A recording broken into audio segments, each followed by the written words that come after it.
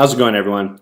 So, what I'm going to be talking about today is UFC fighter pay and the Reebok sponsorship deal. I'm going to kind of give you my 2 cents here. I'm going to tell you where I see things going, how I see things are now, basically throw out my opinions on the matter.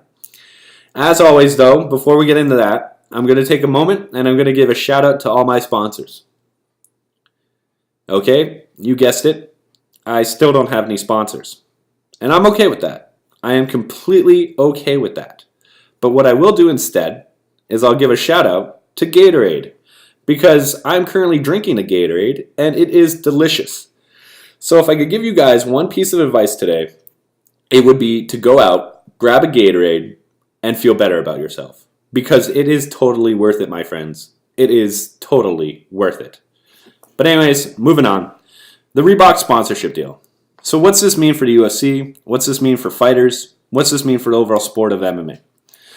Now, a lot of people have been coming out, and mostly veteran fighters, I would say, and they've been commenting that the sponsorship deal is basically crap. That it's been undercutting their potential earnings by like 60, 80%.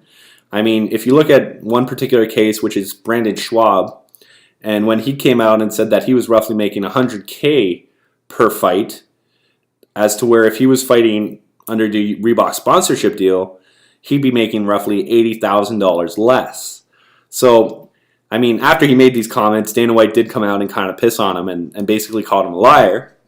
And Brendan took a little bit of the high road there, and he didn't throw anything back at Dana. But I mean, Joe Rogan has mentioned in some interviews, because Joe and Brendan are friends, and Joe's mentioned that he has seen some documentation of Brendan's that kind of backs up his claim.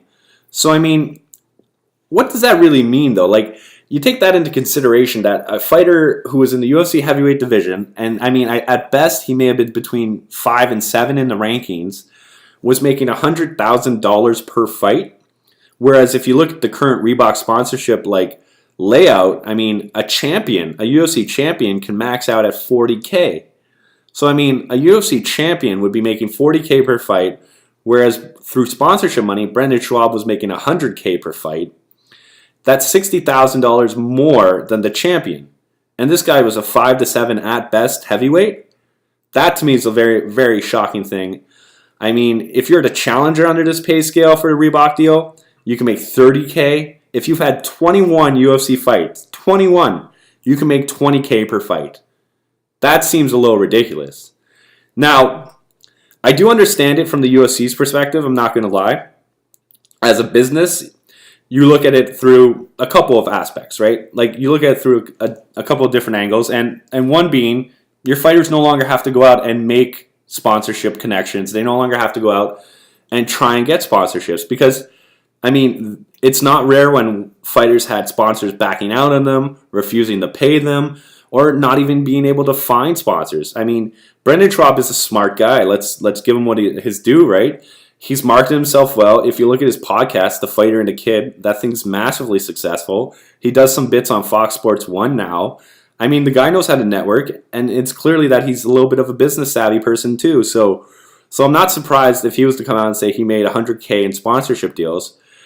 But I mean, you look at some other fighters, and especially new UFC fighters, they're not going to have that same sort of revenue income come for them. So I understand the UFC's idea behind it. One, they guarantee people in their organization a certain amount of money per fight. That is not a bad thing. I mean, the fact that fighters are taking a bit of a hit right now, that sucks, because I hate it. I hate it when UFC fighters, or even fighters in general, end up losing out on potential earnings. I think that's really, really crappy. But I do understand the UFC's mentality behind this deal. It locks up money for their fighters per fight, guaranteed.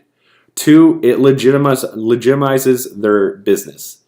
It pretty much establishes the UFC on the same sort of level as the NFL. I mean, you look at the NFL, they have a deal with Nike, right? Like, if you're a big sports entity, you have a major partner for marketing and apparel. Like, it's not uncommon, and this is just another step in the right direction for the UFC as a business in itself. Another thing I'll take into consideration here, though, is fighter pay.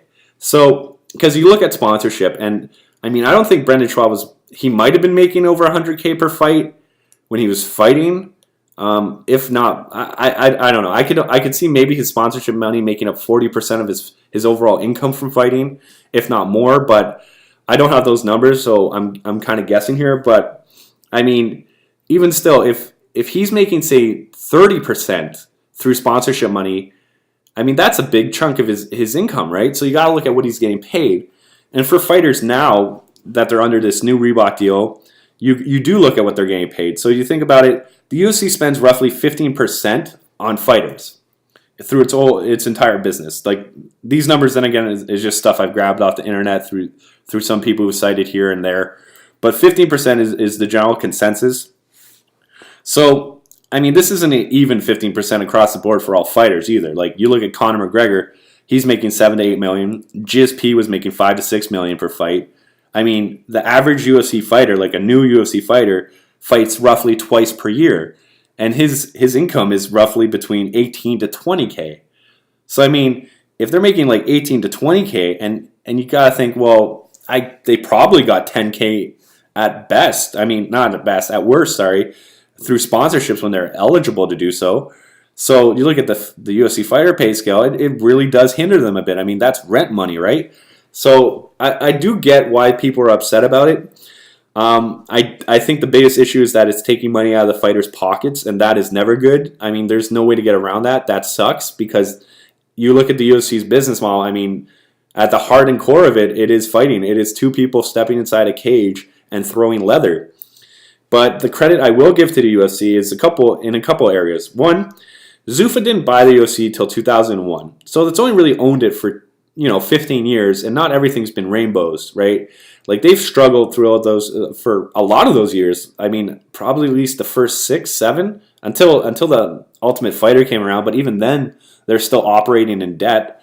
So I mean, you look at where they are now, billions of dollars, but still, it's not always been rainbows, right? And I keep saying that, I know, but still, it's never. So I look at it in that sense, and I mean, okay, so they are new. They're not a veteran entity like the NFL, NHL, whatever. So they are still learning. They're still having that curve, and they still have to take money that they earn and put back into the business. That's something you notice with them, that they are very different than boxing promoters, and they're very different than a lot of these other MMA organizations that you see. That basically they put on great fights for a little bit, but then once they hit a little bit of a struggle, all of a sudden they have no money saved. They have no way to ensure that they get through it. They can't prosper. They can't focus on that longevity, and that's something the UFC does do. So I'm not too appalled when you hear it's 15%, taking into account that the UFC is only 15 years old. The fact that they still need to put money into the organization to ensure a global presence. I mean, going into new markets, you need money to do that.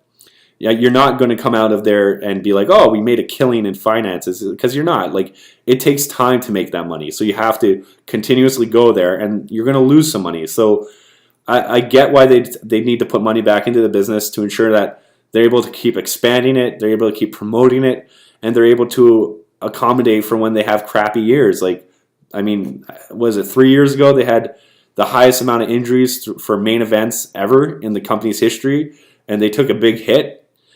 So, I mean, I get both sides of this argument. I think UFC pay for fighters is definitely something that's going to have to get addressed. I think a lot of people look at the Reebok deal and they're like, well, it doesn't matter.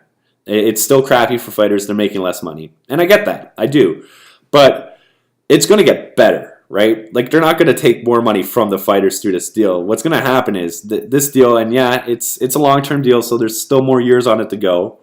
But eventually, I mean, as the business gets bigger, as the sponsorship gains more exposure for Reebok, the pay is going to increase. So that I take into consideration. I think, okay, that's not bad. But how fighters are getting paid, I mean, we don't have like an Ali Act in MMA like they do in boxing, right? Like you don't have as much power to demand certain amounts of money when it comes to fighting. I mean, the only ones you could argue right now are Conor McGregor and Ronda Rousey and GSP if he comes back. I mean, so there is a big difference between the top of the barrel and then the bottom. And I think that's something that's going to need to get addressed. I definitely would like to see it happen. How I feel, basically, I guess my conclusion with the Reebok deal is it kind of sucks now, but I think it's going to get better. I think the UFC is a very, very smart organization. I'm very appreciative that the fact is that they take their money, they put it back into themselves. No one's bigger than the brand. The brand is the most important thing. They recognize that.